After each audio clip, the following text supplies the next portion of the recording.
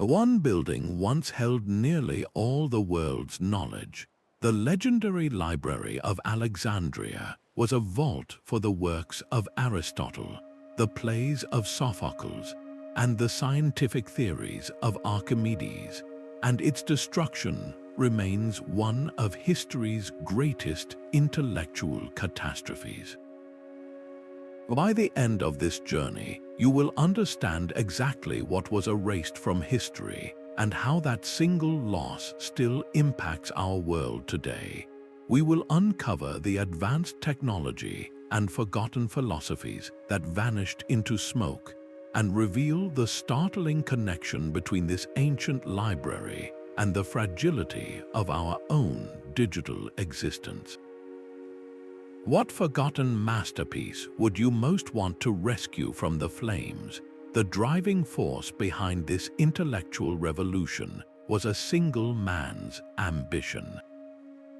Ptolemy I, a former general under Alexander the Great, did not just want to build another city. He sought to construct the ultimate center of knowledge for the entire world. His vision was breathtakingly simple and audaciously complex. He would create a library that held every book in existence. This was not to be a quiet archive, but the heart of a living institution called the Museum, a place sacred to the muses, the goddesses of the arts and sciences. Here, the finest thinkers were offered a salary, a free room, and free meals, all for the singular purpose of thinking, debating, and advancing human understanding. It was the world's first state-funded research university. The goal of collecting all known texts was a revolutionary act, an ancient attempt to build a complete database of human consciousness. This grand ambition created a concentration of wisdom so vast it would not be rivaled again until the invention of the printing press over a millennium later. To fill its shelves, the library employed a startlingly aggressive acquisition strategy. Royal agents were sent to every port with orders to search every incoming ship. Any scrolls found were confiscated and taken to the library, where scribes would create copies. Often, the copies were given back to the owners, while the originals remained in the royal collection. They even borrowed entire libraries from other cities, like Athens, pledging enormous sums of silver as security for priceless texts, only to willingly forfeit the money to keep the original works. This relentless, systematic harvesting of knowledge from across the known world raises a profound question. What priceless works, now lost forever, were gathered through these methods and stored within those walls, only to vanish later into the smoke of history? This relentless pursuit of texts was an intellectual empire built by decree. To understand the sheer scale of their collection, you have to appreciate the global net they cast. Royal agents, armed with the seemingly endless treasury of the Ptolemaic kings, fanned out across the known world. They were not merely shoppers in a marketplace of ideas, they were the market. They bought scrolls in the great trading hubs of Athens and Rhodes, in the scholarly centers of Mesopotamia, and from the caravans arriving from the distant east. No text was considered too obscure, no philosophy too foreign. The goal was totality. This created a river of knowledge flowing into Alexandria, carrying works written in dozens of languages, from Greek geometry to Persian histories, from Indian mathematics to Egyptian medical papyri. But the most audacious part of their strategy happened right at the city's doorstep, in its own bustling harbor. When a merchant ship docked in Alexandria, it was not just carrying spices and silks, it was a potential treasure trove of knowledge. Library officials had the legal authority to board these vessels and confiscate every single scroll they found. These texts were rushed to the library's scribes, who worked in a frantic, organized chaos to copy them with remarkable speed. The fresh copies were then returned to the confused ship captain, while the original and often more authoritative scroll was added permanently to the royal collection. Imagine the scene: a trader from Rome arrives with a personal copy of a Greek play, only to have it taken and replaced with a duplicate before he can even finish his business. This controversial policy guaranteed that the library acquired not just the books people were willing to sell, but every book that passed through the busiest port in the Mediterranean. This aggressive harvesting required a massive translation effort. The library became a vast linguistic workshop where scholars worked to translate the world's knowledge into Greek, the common scholarly language of the era.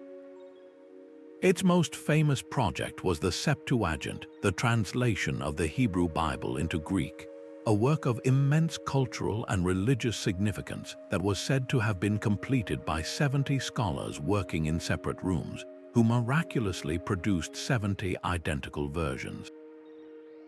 This was more than just archiving, it was the active creation of a unified global database. The library was not a quiet tomb for scrolls. It was a roaring, chaotic, and vibrant melting pot where Egyptian astronomy met Babylonian mathematics and Greek philosophy. This cross-pollination of ideas from across the globe was the very source of its genius, and it is the profound depth of this lost conversation that we must now lament. What happens when such a vibrant center of thought is suddenly silenced? The answer lies in the series of disasters that slowly picked apart this great repository of human achievement. To walk through the halls of the Library of Alexandria was to navigate a living brain. The entire complex was an architectural engine for thinking, a sprawling campus of interconnected buildings, lush gardens, and shaded colonnades designed to fuel intellectual breakthroughs. It was not a single, silent room but a vibrant academic city within a city, physically attached to the royal palace to symbolize the union of power and knowledge. Scholars did not merely work here, they lived and breathed here, strolling along the long, covered walkways, debating theories as they moved from the lecture halls to the communal dining room. The very design encouraged constant, spontaneous conversation, turning every corner into a potential classroom and every garden path into a symposium. At the heart of this intellectual engine room was the collection itself. Imagine walls lined with countless wooden cabinets or recessed shelves known as nidi, each niche neatly labeled and organized by subject and author. This was not a chaotic heap of scrolls but a meticulously ordered system, a proto-database where a scholar could request a specific text on astronomy or a particular comedy by Aristophanes, and a librarian could locate it. The scrolls, made of papyrus, were stored in cylindrical cases, their ends often tagged with small identifying labels, creating a visual tapestry of human thought. Adjacent to these vast storage halls were the bustling scriptoriums, the copy centers of the ancient world. Here, rows of scribes, some enslaved and some highly paid professionals, worked in a disciplined silence, their hands moving swiftly to duplicate precious texts before they deteriorated or before the originals were sent back to their owners. The air would have been thick with the smell of papyrus, ink, and glue, the quiet scratching of reed pens a constant soundtrack to the preservation of knowledge. This architectural marvel was a complete ecosystem for scholarship. It housed spaces for writing, for debate, for experimentation, and even for sharing free meals in the refectory, ensuring that a scholar's basic needs were met so their mind could remain entirely focused on the mysteries of the universe. This physical embodiment of knowledge, this temple built for ideas, raises a haunting question. What world-altering discoveries were made in those very halls, only to be lost when the building itself was reduced to ruins? The answer begins not with a single fire, but with a slow unraveling of fortune. Zenodotus of Ephesus, the first head librarian, faced a task of almost impossible scale. His challenge was not merely to store tens of thousands of scrolls, but to make them findable. Confronted with a mountain of unorganized knowledge, he created a revolutionary system, the first known to arrange authors alphabetically. This was a radical departure from previous methods, a simple yet profound innovation that transformed a chaotic collection into a navigable universe of ideas. His work went beyond mere sorting. He became the first critical editor of Homer's epic poems, the Iliad and the Odyssey. By comparing multiple versions of these foundational texts, he identified inconsistencies and questionable lines, marking them for readers and establishing a standardized edition that aimed to recover the poet's original words. This was the birth of textual criticism, the practice of using evidence and reason to determine the most authentic version of a work. His successors built upon this foundation with breathtaking ambition. The poet Callimachus, for instance, created the Pinakes or tables. This was not a simple list, but a massive 120-volume catalogue that functioned as a comprehensive map of the entire library's holdings. It was the ancient world's first true encyclopedia and search engine, a monumental work of bibliography that organized authors by genre and included biographical notes and critical commentary. These librarians were the original data scientists, transforming raw information into structured, accessible knowledge. They did not simply guard the scrolls, they actively engaged with them, editing, annotating, and authenticating every line. Their meticulous work established standards for literary and scientific accuracy that would influence scholarship for 1,000 years. By imposing order on chaos, these intellectual pioneers created the very framework that made revolutionary discoveries possible. Their systematic cataloging and critical analysis paved a clear path for the next generation of scholars, thinkers who would use this organized knowledge to ask questions no one had ever dared to ask before and unlock secrets of the universe that had remained hidden for millennia. This vibrant community of thinkers was the library's true beating heart. The scholars, known as the Fellows of the Museum, lived a life most intellectuals of the ancient world could only dream of. They received a salary, free accommodation, and were exempt from taxes, all for the singular purpose of thinking. This was a radical departure from the norm, where knowledge was often pursued for practical ends like engineering or medicine. Here, for the first time, pure inquiry was valued for its own sake. The goal was not to build a better catapult or cure a specific ailment, though those discoveries happened too. The goal was to understand the fundamental laws of the universe, from the motion of the stars to the nature of poetry itself. This freedom from immediate utility unleashed a creative and intellectual explosion. Within the communal dining halls and shaded walkways, a mathematician from Syracuse could passionately debate geometry with a geographer from Cyrene, while a physician fresh from dissecting a human corpse could share his findings with a philosopher pondering the nature of the soul. This was not a series of isolated monologues, but a continuous, roaring conversation across every known discipline. The library's design forced these interactions, creating a melting pot where ideas collided and fused into something entirely new. It was in this environment that a man like Eratosthenes could thrive. As the head librarian, he was not just an administrator but a brilliant polymath. He conversed with astronomers, studied geography, and delved into mathematics. Drawing on all these fields, he performed a stunning feat. He knew that at noon on the summer solstice in the city of Scene, the sun shone directly down a deep well, meaning it was directly overhead. In Alexandria, on the same day and time, he measured the angle of a shadow cast by a tall obelisk. That small angle, a fraction of a circle, told him the curvature of the Earth. With remarkable accuracy, he calculated our planet's circumference. He did this without ever leaving Egypt, simply by connecting dots between astronomy, geometry and geography in a way that only that unique environment could inspire. Another scholar, Aristarchus of Samos, looked at the same astronomical data and proposed an even more revolutionary idea.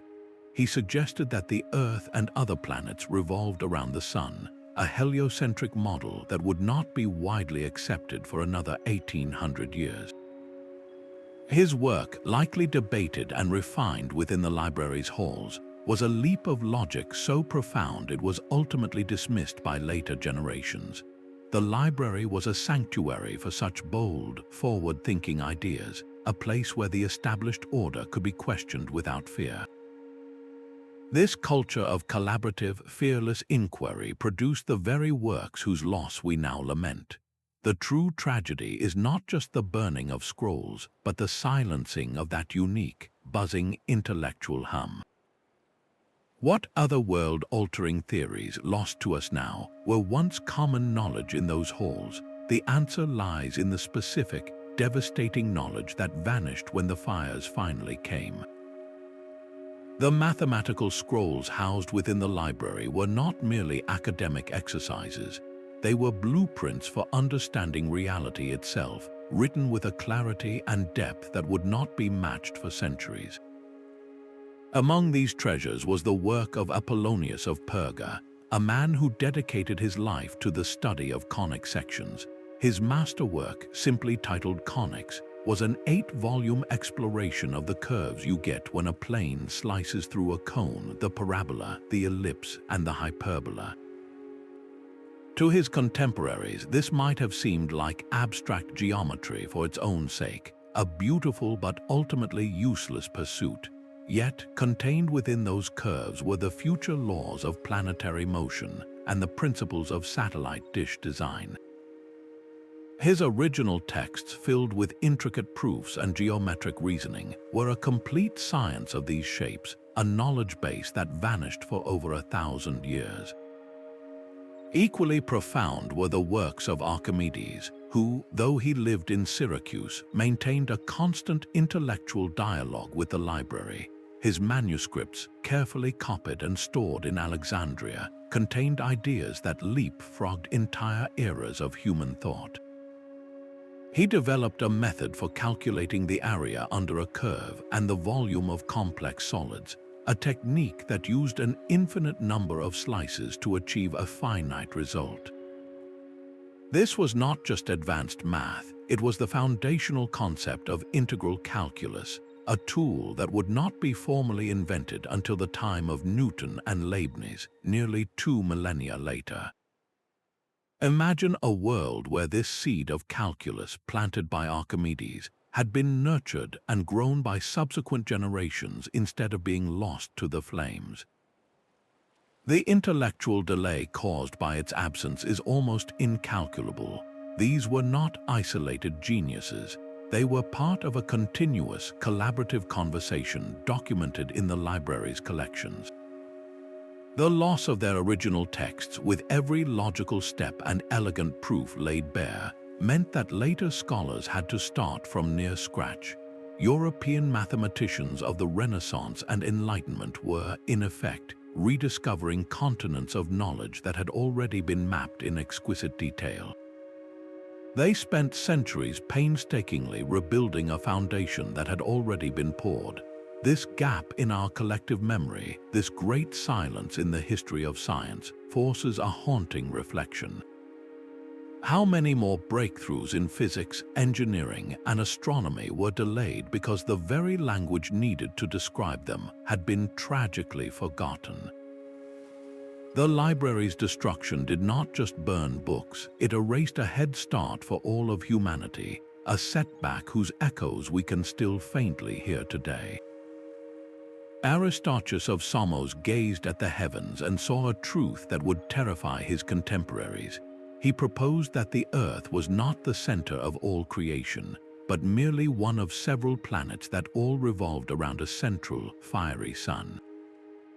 His treatise on the sizes and distances of the sun and moon was not just a philosophical musing. It was a rigorous mathematical work housed within the library that calculated the sun to be vastly larger than the Earth and much farther away than anyone had previously thought. This heliocentric model was a staggering leap of logic, a correct vision of our solar system that was simply too radical for its time. Without the collective weight of the library's scholarly community to defend and refine it, this brilliant idea was gradually dismissed as a curious fantasy, a footnote in history for nearly 2,000 years. The suppression of this single theory demonstrates the catastrophic cost of losing that central repository of knowledge. When the library's voice was silenced, dissenting but correct ideas had no sanctuary, no institution to protect them from the tide of conventional thought. Alongside these revolutionary theories, the library held the meticulous observational data that made them possible. Eratosthenes, famous for measuring the Earth, also compiled a detailed star catalogue. Other astronomers mapped the paths of the planets with painstaking precision, recording their movements over generations. These were not just lists of stars, they were complex celestial maps and tables of data, the ancient equivalent of a sophisticated navigation and forecasting system. Losing these original texts meant losing centuries of continuous observation. Imagine trying to understand climate patterns with only the weather reports from the past 10 years. That is the handicap European astronomers faced. They were forced to start the process of mapping the heavens all over again, wasting precious centuries rediscovering what had already been known. The loss of the Library of Alexandria did not just burn scrolls, it reset humanity's clock on understanding the universe, plunging a bright and detailed map of the cosmos back into profound darkness. Within the library's technical scrolls lay blueprints for a different world. The writings of Hero of Alexandria described machines that seemed to defy their own time, devices powered by steam, water, and air that hinted at a path not taken. His most famous creation was the Eolipile, a spinning sphere driven by jets of steam, the world's first recorded steam engine. It was not used to power industry or transportation, but presented as a fascinating temple wonder, a demonstration of physical principles. Yet the principle was there, fully realized and waiting for an application that never came on a grand scale. Hero's ingenuity did not stop there. He designed a vending machine that dispensed holy water when a coin was inserted, a wind-powered organ, and an entire automated puppet theater that could tell a story without human intervention, powered by a complex system of weights, ropes, and rotating drums. These were not just clever amusements, they were proof of a sophisticated understanding of automation, mechanics, and programmable sequences. The knowledge required to build such intricate systems represented a potential technological tree that was tragically pruned before it could bear fruit. This inventive spirit was built upon the work of his predecessor, Ctesibius, a true pioneer of pneumatics. He harnessed the power of compressed air and water pressure to invent the first precision water clock, which measured time accurately regardless of the season, and a revolutionary pipe organ that used hydraulics to maintain constant air pressure, creating a sustained and powerful musical note. His work laid the foundational principles for hydraulics and pneumatics, establishing the very language of pressure and force that would one day power the modern world. The loss of their detailed technical manuals and engineering diagrams was a catastrophe for practical science. Imagine a medieval craftsman stumbling upon Hero's plans for a steam engine. While the metallurgy of the age might have posed a challenge, the core concept, the very seed of the idea, would have been planted centuries earlier. Instead, that knowledge vanished. The principles of steam power, automation, and precision mechanics had to be painstakingly rediscovered nearly 2 millennia later, effectively resetting the clock on our technological evolution. The Industrial Revolution did not leap forward. It slowly clawed its way back to a level of understanding that had already been achieved, documented, and then tragically lost within those fire-scarred walls. The medical scrolls lost in Alexandria contained knowledge that would have saved millions of lives. At the forefront of this medical revolution were two pioneering anatomists, Herophilus and Erasistratus, who worked with the library's direct support. In an era when human dissection was often taboo, they performed systematic studies of the human body, cutting open cadavers to map our inner workings with a clarity that would not be seen again for over 1,000 years. Herophilus, working in the 3rd century before the Common Era, made a series of stunning discoveries. He was the first to distinguish between sensory nerves and motor nerves, realizing that some carried signals from the senses to the brain while others carried commands from the brain to the muscles. This fundamental understanding of how our nervous system operates was a leap of genius. He meticulously described the anatomy of the human eye, the liver, and the reproductive organs, and he identified the brain itself as the seat of human intelligence, overturning the older belief that the heart was the center of thought. His contemporary, Erasistratus, built upon this work, dissecting the brain to trace its convoluted folds and cavities. He nearly pieced together the puzzle of blood circulation, correctly understanding that the heart functioned as a pump and that veins and arteries carried blood throughout the body. He theorized that arteries also carried a vital spirit, or pneuma, which was his way of conceptualizing what we now know as oxygen.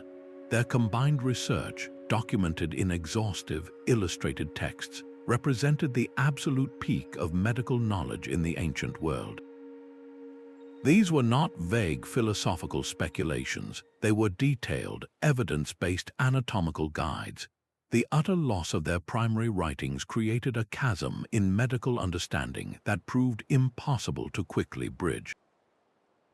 Later physicians, most notably Galen in the 2nd century, were forced to rely on dissections of animals like pigs and apes to guess at human anatomy. This introduced profound and persistent errors. Galen's mistaken belief that human livers had 5 lobes, a feature found in dogs, or that a network of blood vessels existed at the base of the human brain, a structure present in sheep, became unchallenged dogma for over 13 centuries. Medical students for generations were taught these inaccuracies, their education rooted in a flawed foundation simply because the correct, human-based knowledge from Alexandria had turned to ash. The delay in comprehending our own bodies caused by the loss of those masterpieces is one of the most tangible and tragic costs of the library's destruction. The library's ambition stretched far beyond the philosophies of Greece. Its royal agents sought out the foundational histories of every civilization, acquiring works written by native scholars who possessed knowledge lost to the outside world. 2 of the most crucial were the Egyptian priest Manetho and the Babylonian scholar Berossus. These men were not outside observers, they were insiders with unparalleled access. Manetho, an Egyptian high priest, composed his Egyptiocha, a history of Egypt, drawing directly from the sacred temple archives and king lists that have long since crumbled to dust. His work provided a continuous chronology of the pharaohs, organizing them into the dynasties we still use today. At the same time, Berossus wrote his history of Babylon, recording Mesopotamian legends, royal lineages, and complex astronomical knowledge derived from cuneiform tablets that are now themselves shattered or missing. These were not mere translations, they were direct transmissions of cultural memory from the source. The complete loss of their full texts is a catastrophe for history. We possess only fragments, brief quotes preserved by later Greek historians who summarized their work. These tantalizing shreds hint at the monumental scale of what was lost. Manetho's complete history would have given us an Egyptian perspective on their own civilization, potentially clarifying the exact timelines of mysterious periods and the reigns of obscure pharaohs. Berossus's full account could have provided a detailed Babylonian narrative of the Great Flood, the Tower of Babel, and the rise and fall of empires, all from the viewpoint of the people who lived those events. Without these comprehensive native histories, our understanding of the ancient Near East is built on a fractured foundation, pieced together from archaeology and second-hand reports. The library held the original, authoritative voices, and their silencing left a void that centuries of scholarship have failed to completely fill. The true scope of this loss becomes painfully clear when we confront the physical destruction of the library itself, a slow-motion disaster that unfolded over centuries, not in a single dramatic fire.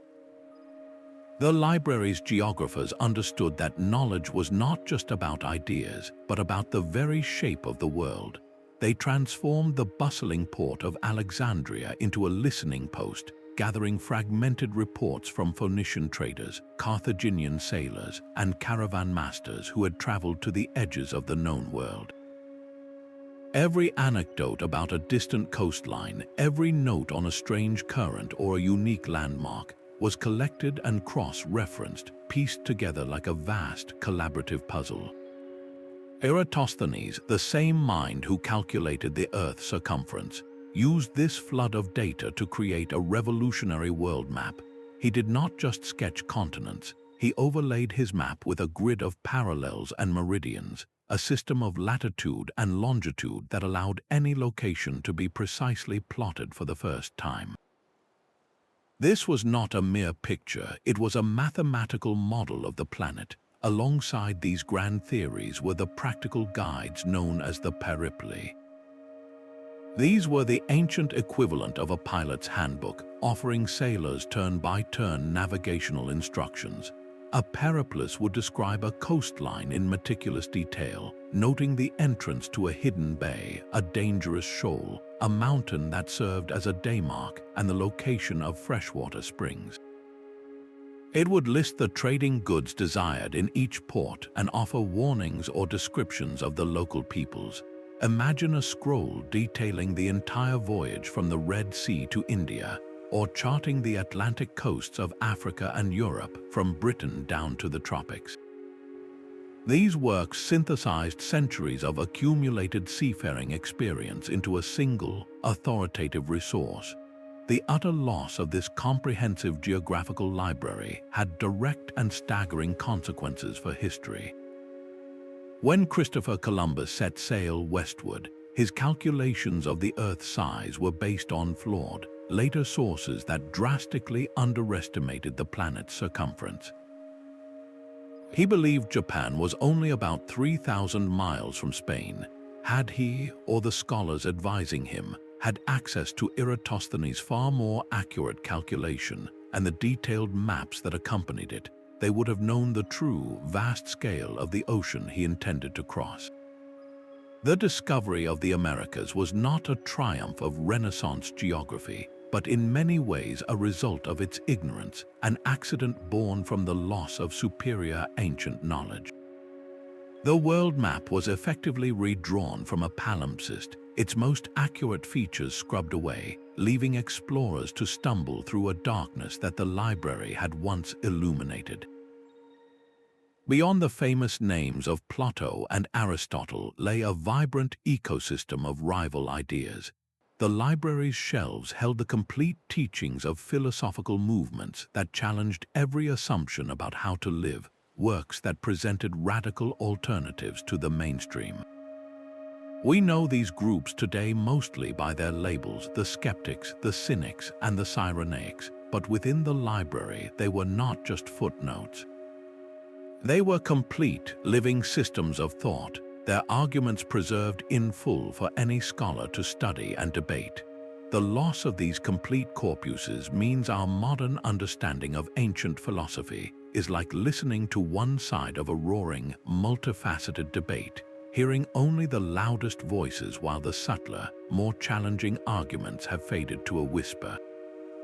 The skeptics, led by Pirho, proposed a radical response to the endless arguments of philosophers.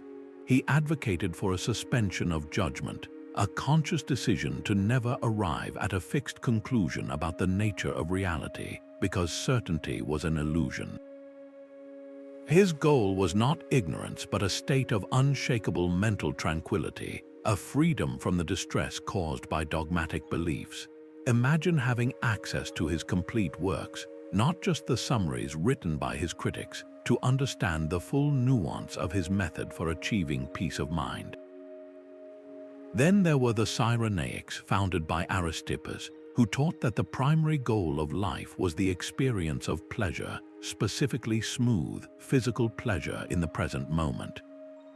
This was not a call for reckless hedonism, but a sophisticated philosophy of prudent pleasure, emphasizing intelligent choice and mental training to maximize enjoyment and minimize pain.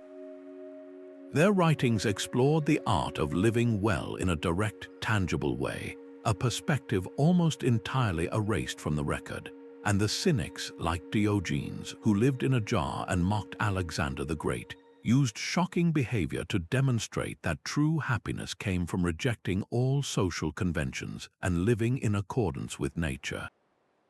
Their complete texts would have provided the deep intellectual framework behind their seemingly absurd public acts. Without their full arguments, these schools are often reduced to caricatures.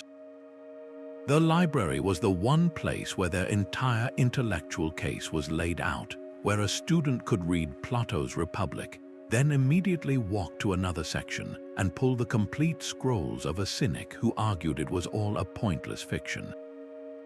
This rich diversity of thought, this marketplace of competing solutions to life's great questions, was systematically collected and then systematically lost. Our philosophical heritage is a pale reflection of what once was, a story told by the winners of a debate where most of the participants have been permanently silenced. This silencing was not an accident, but the result of a slow, grinding assault on the library's very existence, a decline that unfolded over centuries of conflict and neglect. The literary loss from Alexandria is a cultural black hole whose gravity we are still trying to measure. For every surviving masterpiece like Antigone or Medea, there were 5, perhaps 10 other plays by the same authors that vanished into that void. The library held the complete works of Aeschylus, Sophocles, and Euripides, not just the handful of titles that survived by chance through other copies. This means we have lost the vast majority of the foundational texts of Western drama.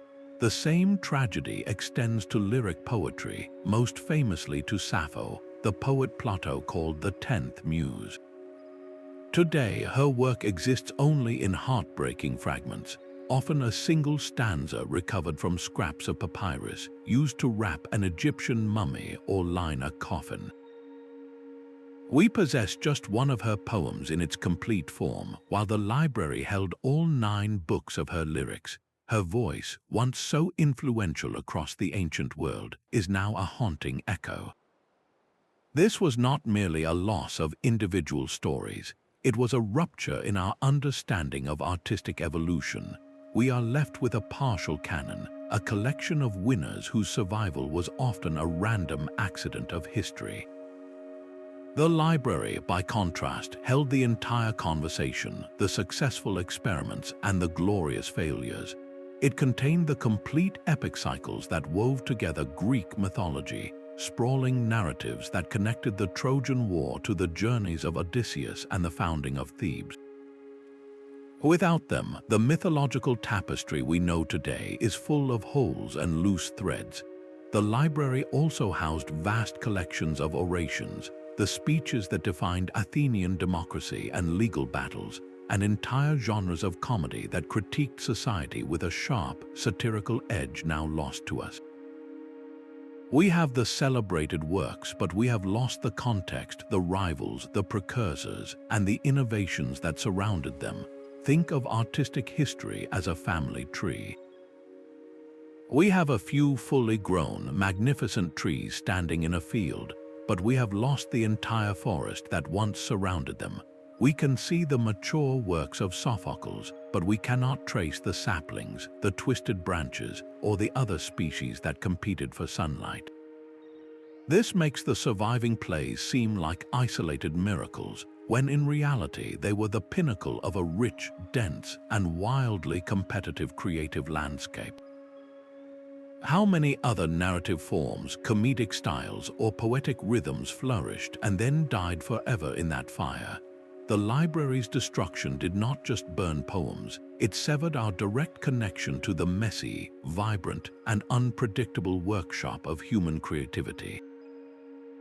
The silence left behind is not an empty one. It is a silence filled with the ghosts of a million unwritten stories, a cultural echo that shapes everything we create today without us ever knowing what we are echoing. The library's end did not arrive in a single, blazing moment. Its demise was a slow unraveling, a death by 1,000 cuts spread across centuries. The first major wound was inflicted not by a barbarian horde, but by one of history's most celebrated figures, Julius Caesar. In 48 BCE, trapped in a civil war within the city, Caesar ordered his men to set fire to the Egyptian fleet in the harbor. The flames, fanned by the wind, leaped from the ships to the docks and then to the warehouses lining the shore. These warehouses were not just holding grain and timber.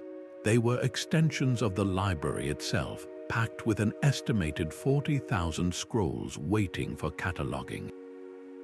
In a single, chaotic afternoon, a significant portion of the world's knowledge, perhaps entire works by authors whose names we will never know, turned to smoke and ash. This was not a targeted attack on knowledge, but a brutal military calculation with devastating intellectual collateral damage. The library, already weakened, endured for centuries more, but its heart was failing. The next great blow came during the reign of the Roman Emperor Aurelian in the 270s CE. His forces laid siege to Alexandria to crush a rebellion, and the ensuing battle ravaged the entire Bruttian district, the area containing the royal palace and the great library itself. Contemporary accounts describe widespread destruction. It is unlikely the main library building survived this onslaught intact. If any scrolls remained, they were likely looted, burned for warmth, or simply left to rot in the ruined halls.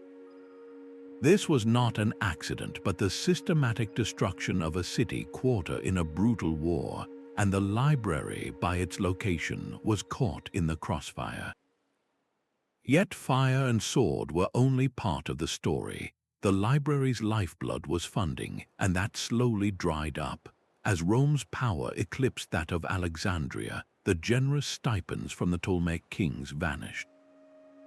Without state salaries, the scholars dispersed. Without a budget for acquisitions, no new scrolls arrived.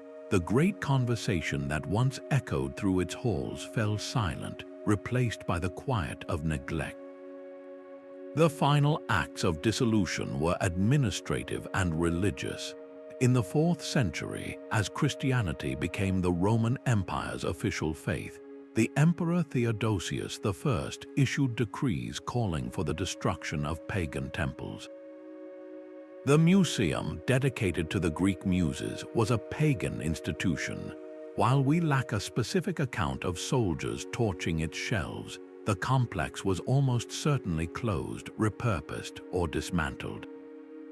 Its last remaining collections, what hadn't already been lost to decay or scattered to other cities, were likely destroyed or left to molder away. This nuanced history forces a disturbing realization. Knowledge is not always lost in a dramatic conflagration we can easily point to.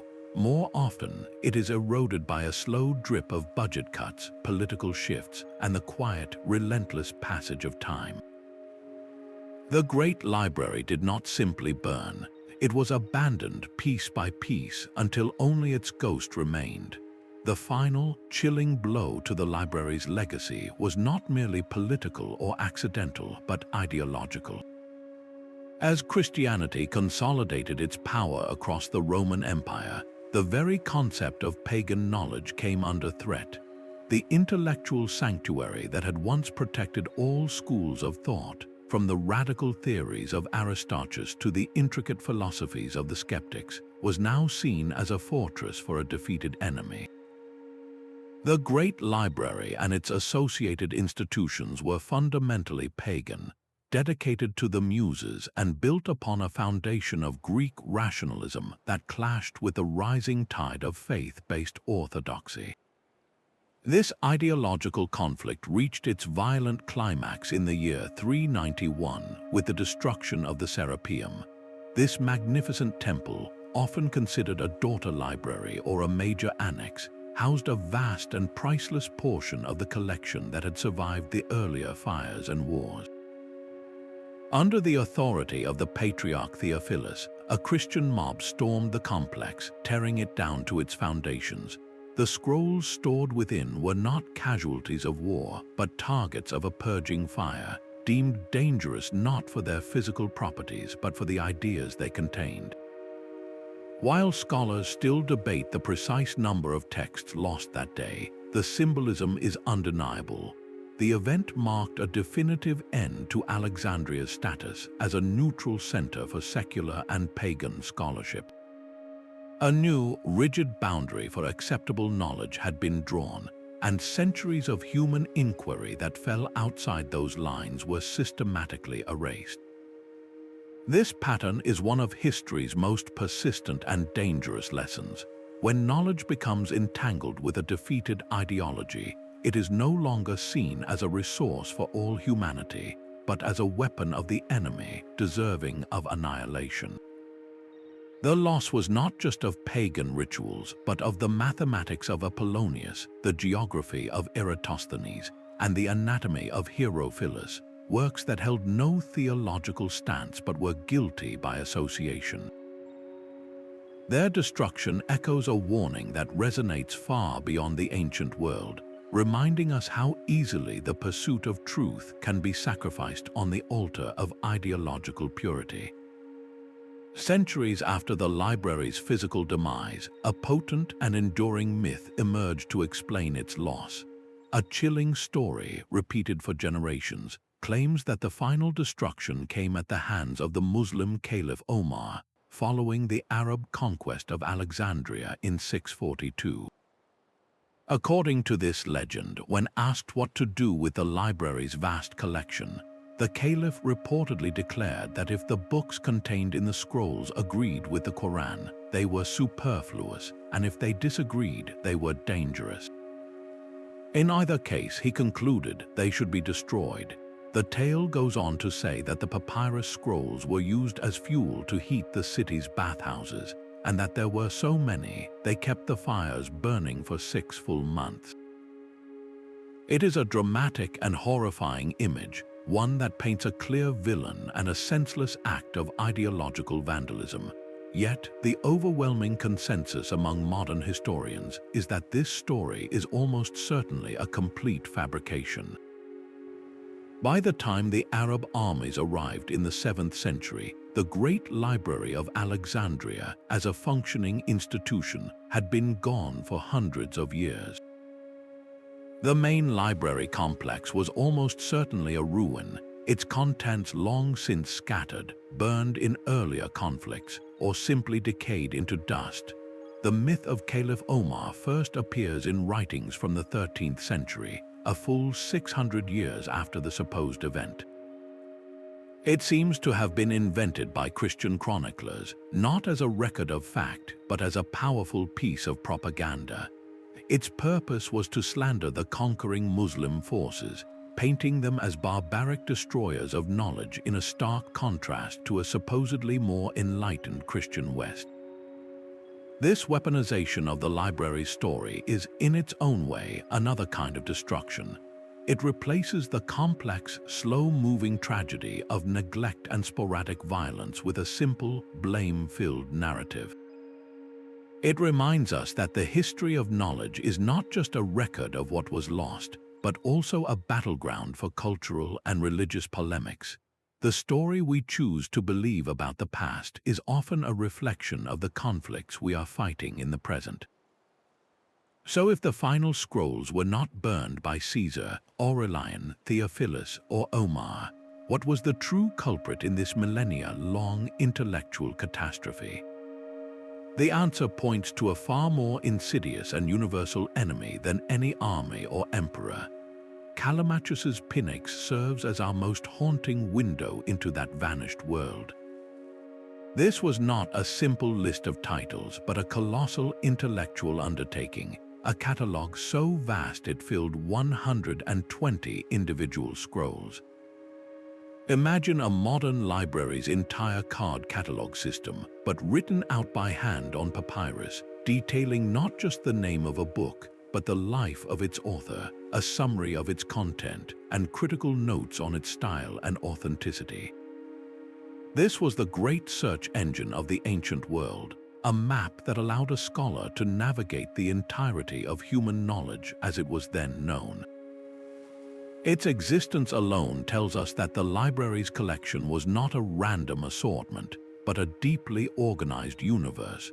The sheer physical scale of the Pinakes, the fact that the catalogue itself was a massive library, gives us the clearest possible sense of the intellectual empire it was built to document.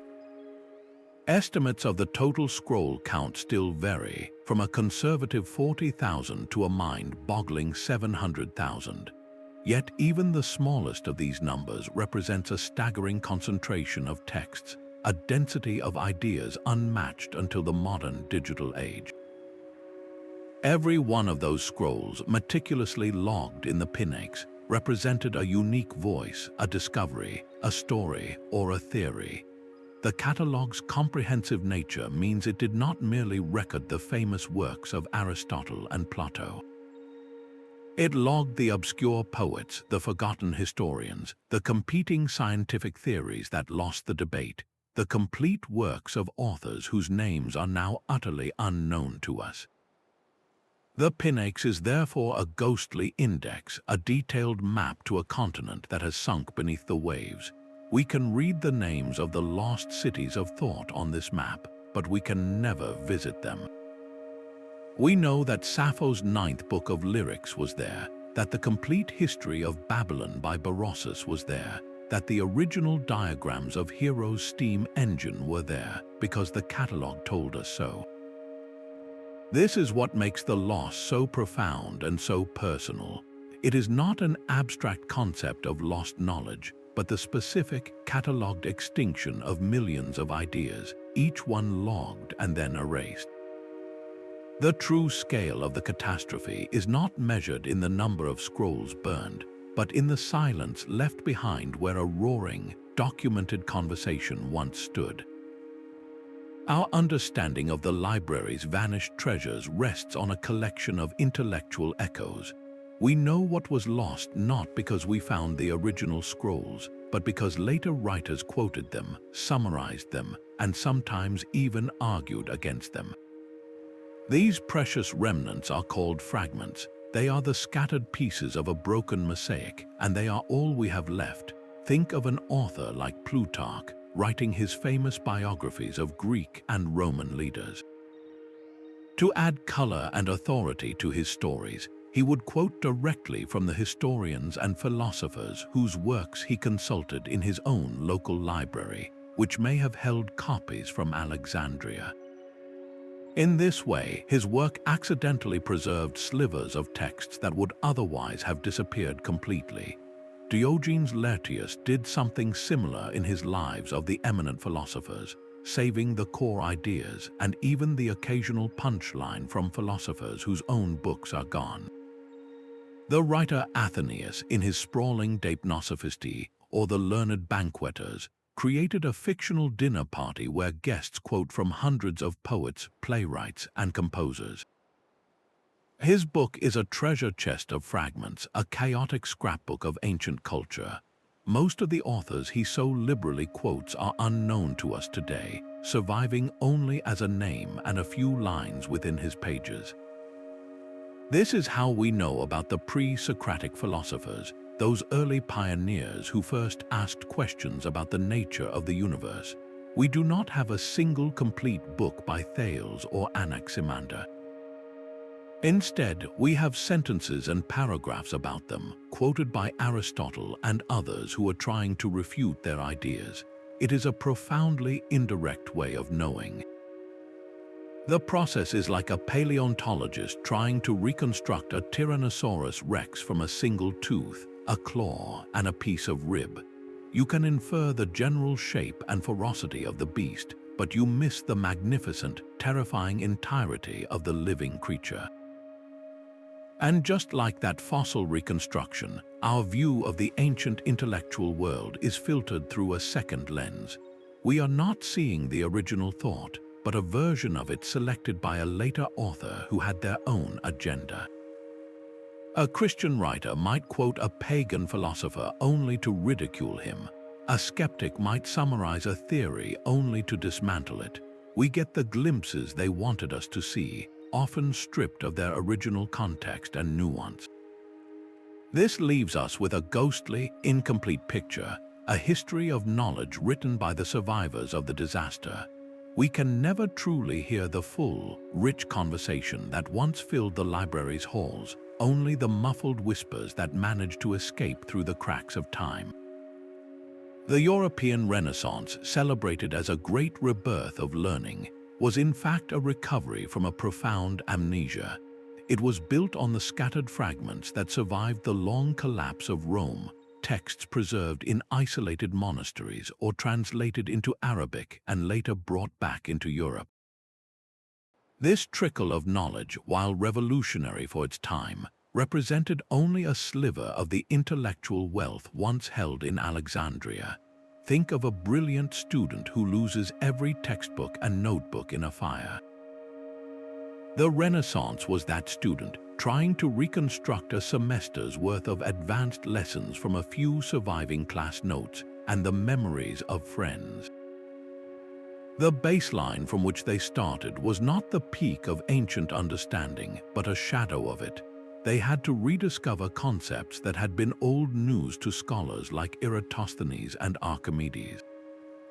The very texts that inspired Leonardo da Vinci and Galileo were incomplete, often several generations removed from the original, groundbreaking works. The library's destruction had created a knowledge bottleneck, a narrowing of the river of ideas so severe that it took centuries for the flow to even approach its former strength. What if the Renaissance had access to the full library, the complete works of Aristotle, not just the logical treatises, but his lost dialogues on literature and the arts, could have reshaped philosophy and aesthetics overnight? The advanced geometry of Apollonius, explaining conic sections in perfect detail, would have been in the hands of artists and architects, allowing them to master perspective and structural engineering with a precision that took another 100 years to achieve. Most critically, the scientific method, the rigorous process of observation, hypothesis, and experimentation practiced by the Alexandrians, was a lost art. Instead of building directly upon that disciplined framework, European thinkers had to slowly and painfully reinvent it. The scientific revolution of the 17th century, with figures like Newton and Galileo, was not a sudden leap. It was the long-delayed culmination of a process of catching up. With the library's full resources, that revolution might have ignited in the 14th century, accelerating our entire timeline of discovery by 300 years. The Renaissance was a remarkable resurrection, but we must remember it was a resurrection from a skeleton. The full body of knowledge, the muscle and sinew of ancient science, had been turned to ash. The ghost of Alexandria's vanished shelves now haunts our glowing screens. We have built a new universal library, one that fits in our pockets and lives in the cloud, yet it faces its own silent, creeping fire. Our collective knowledge, from family photos to scientific data, now exists as fragile patterns of ones and zeros on magnetic platters and flash memory. This digital inheritance is vulnerable in ways the ancient librarians could never have conceived. A single corrupted file, a malicious line of code in a ransomware attack, or a powerful electromagnetic pulse from a solar flare could erase entire chapters of our modern record. The slow decay of papyrus finds its direct parallel in the silent horror of bit rot, where storage media gradually lose their magnetic charge and the data simply fades into an unreadable blur. The great library scrolls were lost to physical fire, but our digital scrolls can be rendered useless by something as simple as format obsolescence. How many of us still own a device that can read a floppy disk or even a CD-ROM? The software needed to open an old word processing file can vanish in a decade, leaving the data trapped, perfectly preserved yet completely inaccessible, like a book written in a language no one living can speak. This creates a profound and urgent lesson drawn directly from the ashes of Alexandria. Centralization is the single greatest threat to knowledge.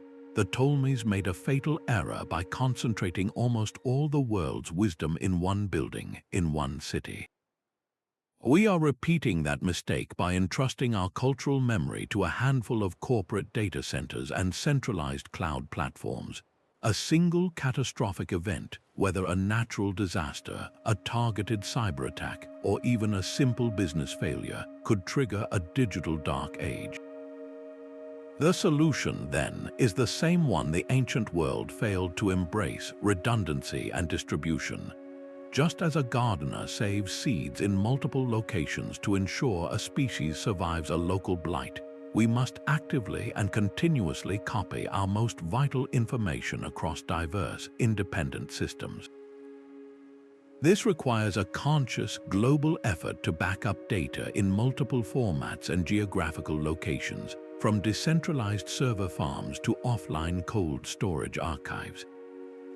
The silent, patient work of the Alexandrian scribes, copying every scroll that entered the harbor, is the model we must now follow in the digital realm. Our new universal library is a magnificent achievement, but its permanence is an illusion. Without constant, vigilant preservation, the knowledge we believe is eternal could vanish in the blink of an eye, leaving a silence far deeper than the one that followed the last scroll's burn. This void left by the library is more than a historical gap. It is a psychological wound. The sheer scale of the loss taps into a primal human fear, the terror of oblivion, and the unnerving fragility of our own civilization. We are storytellers by nature, creatures who build our present upon the stories of the past. The Library of Alexandria represents a catastrophic rupture in that chain, a stolen inheritance. We are left haunted by the ghost of a future that never was, endlessly wondering about the what-ifs. What if a cure for a plague was detailed in a medical scroll that turned to ash? What if a lost play by Sophocles contained a narrative so perfect it reshaped our entire concept of drama? What if the complete writings of a philosopher we now know only by name held the key to a more harmonious society? These are not just academic questions. They are the echoes of a potential that was snuffed out, a parallel world of progress that was erased before it could even begin. This psychological impact is as profound as the intellectual one. The library story has hardened into a powerful mythos for our species, a narrative of a golden age of wisdom followed by a precipitous fall into darkness. This story resonates because it speaks directly to our own deep-seated anxieties. In a world of climate change, political instability, and digital fragility, we see our own culture and achievements as equally vulnerable. The silent fate of those scrolls is a permanent reminder that every book, every hard drive, every monument carries the potential to become a future ghost. Our frantic efforts to digitize everything, to store data in Arctic vaults, and to back up our collective memory in the cloud are all direct responses to this ancient trauma. We are desperately trying to build a library that cannot burn, fighting against the same existential dread that the smoldering ruins of Alexandria first instilled in the human psyche. This fear forces a difficult question about our own legacy and what fragments of our modern world might someday haunt a future civilization, leaving them to wonder who we were. The stones of Alexandria still hold their secrets. Beneath the modern city's bustling streets and vibrant cafes lies the ghost of the royal quarter, a labyrinth of ancient foundations where the great library may still be sleeping. Modern archaeologists are engaged in a slow, meticulous treasure hunt, sifting through layers of history in a place where every new construction site offers a tantalizing clue and a potential dead end. Their greatest challenge is the city itself, a living metropolis built directly atop the ancient one, making large-scale excavation nearly impossible. The search has therefore shifted to the water's edge, where the ancient coastline has been swallowed by the sea. Underwater archaeologists moving through the silt-clouded harbor have mapped a stunning underwater graveyard of the past. They have recovered colossal statues of Ptolemaic rulers, toppled obelisks, and intricate sphinxes, all testament to the grandeur of the palace district that once housed the library. Yet, not a single papyrus scroll or labeled library shelf has been found. The hope was that sunken treasure might include sealed jars of scrolls, but the Mediterranean's acidic, salty waters are a hostile environment for organic material. Papyrus would have dissolved into a soupy, unreadable sludge centuries ago, leaving only stone and pottery behind. This forces a difficult realization. The library was almost certainly not a standalone building with a neat sign out front. Historical sources describe it as being integrated into the larger palace complex, the museum, a sprawling campus of buildings. It was not a single room but a network of halls, storage rooms, and colonnades woven into the very fabric of political power. Finding it is not a matter of locating one structure, but of identifying a specific function within a vast archaeological puzzle. New technologies are now the primary tools in this quiet quest. Ground-penetrating radar can peer deep beneath the city's plazas without breaking ground, revealing the outlines of buried walls and chambers. Satellite imaging and other forms of remote sensing analyze the mineral content and density of the Earth from orbit, hinting at large man-made voids below. These methods offer a non-invasive way to map the ancient city's blueprint, but they cannot read faded ink on vanished papyrus.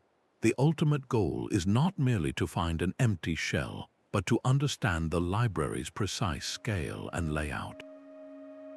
Did it have a central reading room? How were its storage areas organized? The discovery of its physical footprint would answer fundamental questions about how this engine of knowledge actually operated on a daily basis. This enduring search, spanning generations, is about more than just archaeology. It represents our deep, almost visceral need to touch a legend, to find a tangible anchor for a story that has lived only in fragments and echoes for 2,000 years. We are not just looking for stones, we are searching for a handhold on a lost world of thought, hoping against hope that the Earth might yet give up one final, whispered secret from its most famous library. Our digital age presents a paradox of both plenty and peril. The problem has inverted itself. Where Alexandria struggled to gather every scroll, we are now drowning in a relentless ocean of digital data. Every minute, countless emails, social media posts, news articles, and video uploads flood the global network. This sheer volume creates a new kind of vulnerability. The greatest threat is no longer the loss of information itself, but the loss of its quality, its context, and its truth. We face an epidemic of misinformation, where falsehoods can spread faster than verified facts, and the phenomenon of link rot, where crucial online citations simply vanish, breaking the chain of evidence and leaving future historians with a trail of dead ends. The silent decay of a papyrus scroll finds its modern equivalent in a corrupted hyperlink, a digital ghost that points to nothing at all. This environment demands a new kind of librarian, one who can sift through the noise to preserve not just data, but meaning and authenticity. How do we separate the timeless from the trivial in this endless stream? The answer lies in building systems with resilience at their core. We cannot make the same mistake as the Ptolemies by concentrating our knowledge in a few vulnerable silos. Relying solely on corporate cloud servers or social media platforms is a recipe for a new kind of dark age. A single change in a company's policy, a successful cyber attack, or a shift in political winds could erase vast swaths of our cultural record. True preservation requires radical decentralization. We must actively copy and store vital knowledge across multiple independent archives, from university servers to non-profit digital repositories, ensuring that no single point of failure can cause a catastrophic collapse. This is the modern equivalent of the scribes in the scriptorium tirelessly making copies, but now our work must be global, collaborative, and constant. The lesson of Alexandria is that knowledge is not a treasure to be locked away, but a living, breathing entity that requires active and vigilant stewardship. This is not a task we can leave to someone else. Every time you back up a precious family photo, every time you support a public digital archive, you are acting as a guardian against the silence. The fragility of those ancient scrolls is a permanent warning. Their loss calls out across the centuries, reminding us that the greatest library is useless if its doors are closed, its contents corrupted, or its wisdom forgotten. The work of preserving our collective memory is the most urgent project of every generation, a race against time that we dare not lose. The story of the lost library is a ghost that has never left us. It is more than a historical mystery. It is a permanent scar on our cultural consciousness, a stark symbol of how fragile human achievement truly is. We have walked from its ambitious creation under the Ptolemies to its slow, agonizing dissolution by fire, war, and neglect. We have traced the empty spaces in our world where its mathematics, astronomy, and medical wisdom should be, and we have felt the silent echo of its lost plays and philosophies. This is not just about ancient scrolls, it is about the profound cost of broken conversations, the intellectual delays that set back our entire species. The void left by Alexandria now stares back at us from our own glowing screens, challenging us to learn from its fate. We must become better stewards of our collective wisdom, building systems that are not just vast but resilient, redundant, and dedicated to preserving truth for the long future. Let this story be a call to action that echoes through your own choices, to value, protect, and continuously build upon the knowledge we are so lucky to still possess. What single volume from the library's ashes would you most want to hold in your hands? Share your thoughts on the lost knowledge you wish we could recover, and join us for more journeys into the greatest mysteries of our past.